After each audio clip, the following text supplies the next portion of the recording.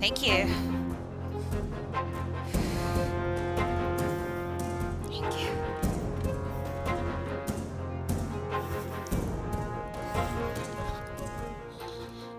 Hello, Can. You guys gotten some lunch in you? Hopefully you're not famished. I have to say, I want to congratulate the ETHCC conference because there's a lot more people here than is generally the case for crypto conferences. So thank you for being here as opposed to at some side event, although I'm sure you're dying to get to those. I'm Rebecca Liao. I am co-founder and CEO at Saga. We are a layer one to launch layer ones, and we are built for infinite horizontal scalability.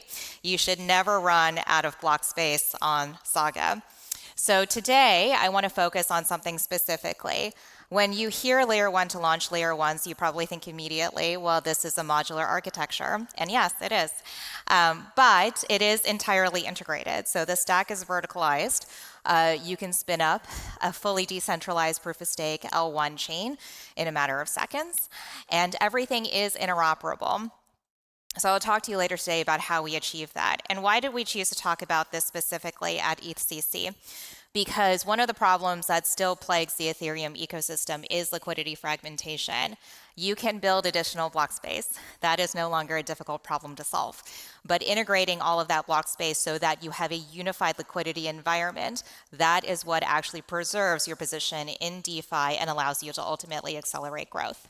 So today, I want to talk to you about how we at Saga solved this problem, and it's called Velocity DeFi. So as I mentioned, Saga is about infinite horizontal scalability. The way that most L1s scale is by adding additional compute resources. So if you are Solana, for instance, then anytime that you run into issues with the performance of your chain, you're just going to add additional compute. So you're vertically scaling. What we have done is we have kept every single layer one on Saga exactly the same. We take a lot of our inspiration from cloud. So all of you still use cloud. I know you do, even though you are in crypto. And when you scale in cloud, you have one server to start with when your application is not very big. And then you scale out to additional servers. You don't make that one server bigger. And that is exactly what we have done at Saga. You should have as many L1s as you need to support the performance of your particular application. So it's infinite horizontal scalability. So vertical scaling has inherent limits, and this is why we decided to stay away from it as an L1. I already talked about the limited capacity and congestion. That is something that every user is familiar with in this space. It's unpredictable costs. So the concept of gas is one of the great killers of protocols in this space. And I say that not because as soon as you introduce gas, then your protocol is no longer viable. That's obviously not true. But it does put a ceiling on your growth because nobody likes gas. And ultimately, for any serious use cases, you need to have predictable cost if you have cost at all for using the chain. There are single points of failure. Downtime of the chain means that everything goes down. And of course, innovation tends to be a lot slower because you're trying to move a monolithic chain as opposed to allowing all of your applications to do whatever they need to do for their particular block space. All right, so we decided to go with horizontal scaling. However, the system is always going to be much more complex to manage. So let's do a comparison between the two. Okay, it's usually helpful. So with horizontal scalability, L2s and rollups can do the same thing. Again, you're just adding block space. So what we've done and what rollups and L2s do is very similar. You're just adding block space. That's where the comparisons start to break down. Fast finality. Okay, this is something you need in order to make sure that you keep the flow of DeFi going in your particular ecosystem. So with app chains and L1s, that fast finality is there. Rollups, obviously not. There's a waiting time for settlement. Full interoperability, this is a big one. I don't think there's anyone in this room who actually likes bridging the way that it is. However, until we get to complete abstraction, that bridging is going to be a critical part of the infrastructure. Now, with app chains and L1s, you do have that automatic interoperability. Everything within Saga automatically talks to each other out of the box. Whenever you stand up a new chain, which takes about a minute or so, you are completely interoperable with Saga itself and then any chain that Saga is connected to. This is one of the big shortcomings of rollups and L2s, is that interoperability is not readily forthcoming. It's fully self-contained. No need to explain further there. Predictable low cost. So this is where we've taken an additional step. With rollups and L2s, the reason why they exist is that they already are an improvement upon Ethereum costs or the cost of that mother chain. What we have done is we have taken gas and completely eliminated it. So we are EVM. We are EVM on the front end. Having said that, we have a recycled gas mechanism that I'll get into later, such that the user never has to touch gas at all. It is only provisioned by the chain and the developer, and this is a huge benefit to allowing more flow of consumer activity on that particular app. Decentralized and secure. L1's app chains are fully decentralized proof-of-stake chains in their own right. Obviously, rollups and L2s by nature do not have that kind of architecture. Easy to deploy. So previous to Saga, I would say that rollups and L2s you could do at a click of a button. They are single sequencers for the most part. But in order to do something decentralized, you need a validator set. You need to go through the whole rigmarole of setting up an L1, which was very difficult to do prior to us. I'll tell you a little bit about how we solved that.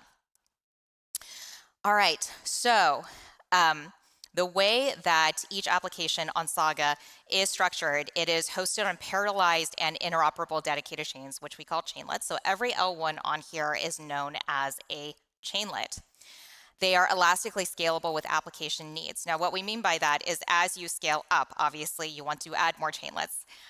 This is a little bit easier of a concept for a lot of developers to understand.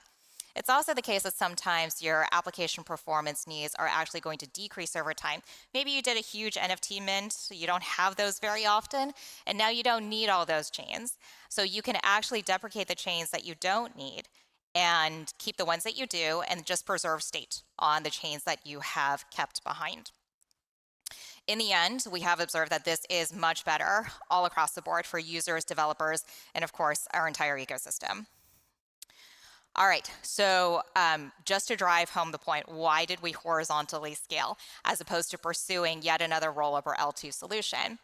It is because first and foremost, it is about elastic scalability and high performance. Again, you can have as many L1s as you need supporting the performance of your particular application. It is fully interoperable. This is a big one because this is what solves liquidity fragmentation.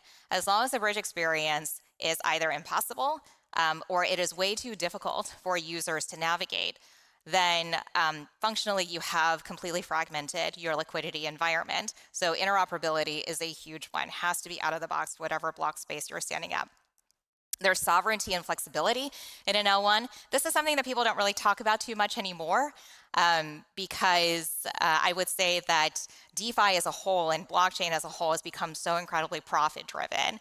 And I think a lot of the idealism around sovereignty is really held by just very few people now, but the point still stands that sovereignty and flexibility for your block space are incredibly important, particularly if you are working with a larger, more traditional organization that is looking to stand up chains. Tokenomics. So this is going to become a very important part of the discussion later on when we talk about how we achieve velocity DeFi. It is really about revolutionizing tokenomics and making sure that we can power truly costless transactions and fully decentralized. So fully decentralized, again, it's one of those things where the degree of decentralization and what is the optimal degree is something that's really open to debate now. And people are not as orthodox about this as they used to be. Having said that, in order to achieve interoperability, you need to have that kind of decentralization because otherwise the bridges will not trust your chain. They will not open up to allow those assets to flow in and out of your chain. So really decentralization nowadays, especially for us, serves a very practical purpose where we can open up those bridges and allow for that fully integrated liquidity environment. All right, moving on. So this is the power of horizontal scalability. This is a stress test that we recently ran to show the compute ability of Saga as it stands now. So it is up to 1.1 million TPS. This is aggregating the TPS across the chains that are currently available on Saga. 716 blocks per second. I'll just quickly read through the stats. They're not terribly interesting other than to drive home the point that there really is a lot of scale on here and there can be more. given that you can just add additional L1s. It's the capacity of about 1,000 chains right now. 500 chains can be stood up in less than an hour. So this is a pretty automated process.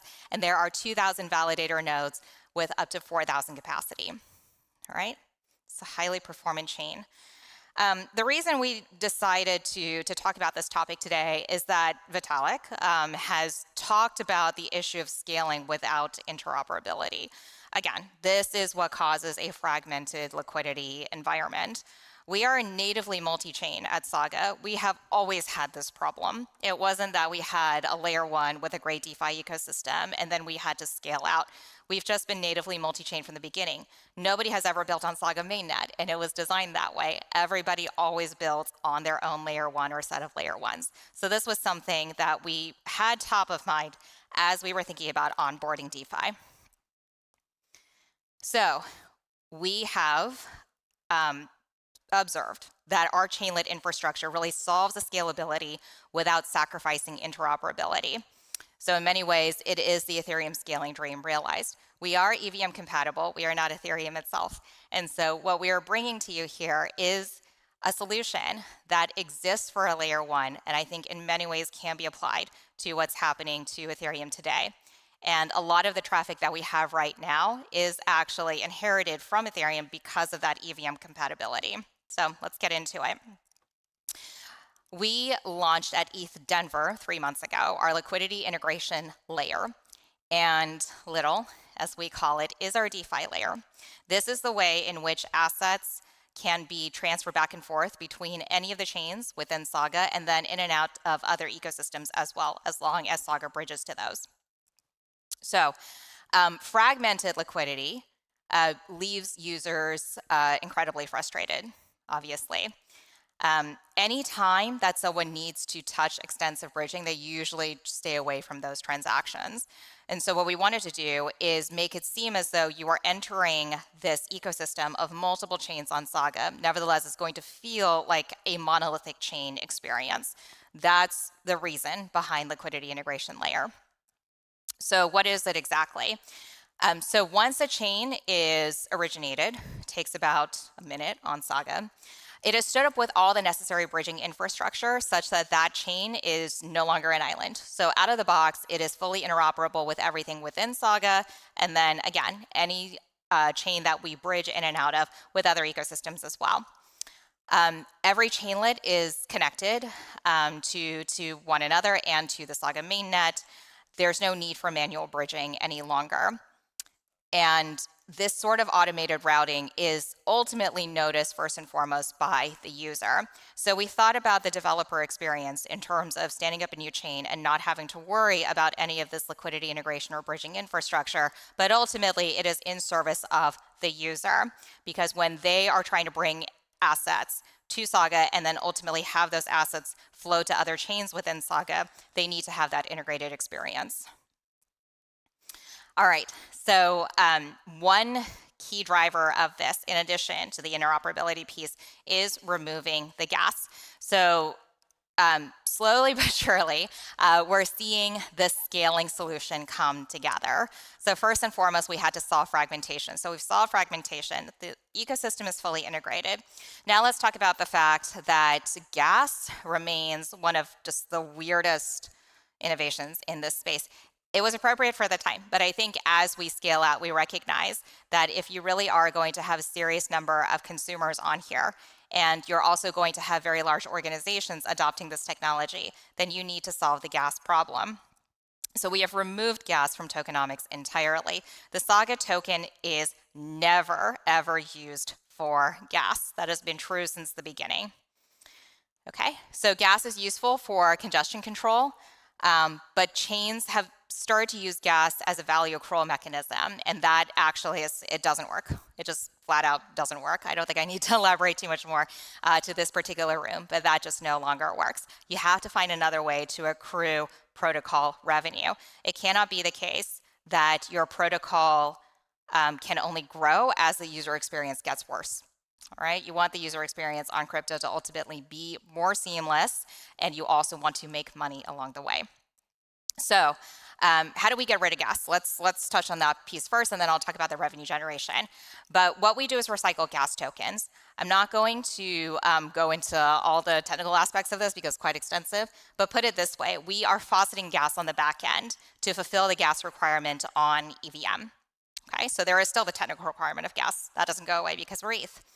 So in that way, the developer is always going to have the requisite gas for any transaction on their particular chain. However, the user does not notice anything. They are not paying for gas inadvertently. They're not doing it as a hidden cost. They're not getting their gas sponsored. There just simply is no gas that is ever charged to the end user. All right, so put it all together. We have the interoperability, the gaslessness of the ecosystem, the fact that you can have as many layer ones as you need in order to scale your application, particularly if it's DeFi, and a lot of those are bots are trying to look for their profit opportunities. This is what Velocity DeFi on Saga looks like. So DeFi needs to be able to onboard volume. Our main focus at Saga for all of our DeFi ecosystem is volume. All right. And it doesn't happen in the current meta. So right now, people are not as focused on volume because, once again, so much of the value accrual of a particular protocol is based on the accrual of gas fees. So instead, we have switched to one in which we are looking specifically at volume, very simply. That is flowing through the liquidity integration layer and then taking a rake off of that for the service that the protocol has provided. So what we're looking for is a very positive feedback loop. When you have increased transaction volume, there are more fees generated that way because we're taking a little skim off that volume, which leads to increased liquidity and is ultimately cheaper for end users. We want to get to the solution on the left. That is a positive feedback loop that's sustainable for DeFi going forward. What's happening right now for most chains is what's happening on the right, which is that there's more chain congestion, your gas costs increase, it's more expensive for end users, and ultimately reduces your transaction volume. It really limits the flow of assets within your particular chain, which is not healthy. So how are we doing on this? Liquidity integration layer was debuted 3 months ago. The very first app to be built on top of that is our canonical DEX, which is a canonical deployment of Uniswap v3. And for the month of June, we are number 2 in terms of DEX volume growth, only behind Binance, and in absolute numbers among the top 10 across all chains. So it's about 800 million in volume that we regularly do on a month-to-month basis. And I think that will grow as we introduce more DeFi primitives on Saga. So what are some of these DeFi primitives? Well, the next big wave we have revealed across our socials is really focused on stablecoins. No surprise there. But how we're thinking about stables, it's not just, implement a fork of Liquidity v2 and leave it at that. That would be perfectly fine, but we are taking it a step further. We are feeding Liquidity into dTrinity, which we announced yesterday. So Liquidity will produce the stables, but dTrinity is what is going to take those stables as well as any assets outside of Saga, and it is going to generate our canonical stablecoin as well as additional yield. So we are compounding stables on top of each other in order to generate the most Saga USD possible, as well as maximize the yield opportunities on our chain. Okay, coming this summer, August timeframe. All right, so some of you may know about Saga, maybe not all of you. But for those of you who are very familiar with us, you're probably looking at this and thinking, okay, I heard something about Little and I heard something about you guys doing DeFi, but it's surprising, honestly, because so much of our focus has been on gaming and entertainment. And a lot of our focus remains on gaming and entertainment. It's not something we talk about at this conference, but it is definitely something that we really aim to make a big splash about at Gamescom, which is in a couple months in Cologne. Gamescom is the largest gaming conference in the world. That is where we reveal the big games, entertainment IPs that are coming on chain. There are quite a lot this summer.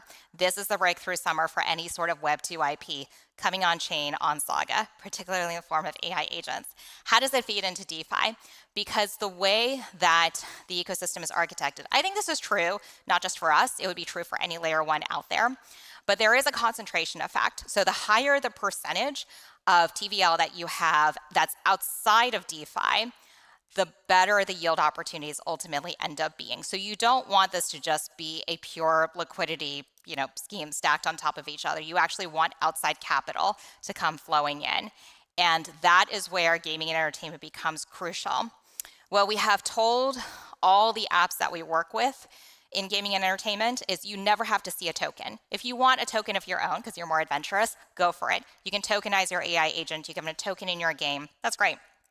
But if you don't want your users to interact with that, you can always just interact with payment on-ramps that are completely abstracted for the average consumer. So just have them swipe their credit card, their debit card, and it is Saga USD on the back end. And in terms of how you actually make that pay for the protocol, that's where our DeFi flywheel comes in. So you can see there are two sides of Saga that are really coming together in this strategy.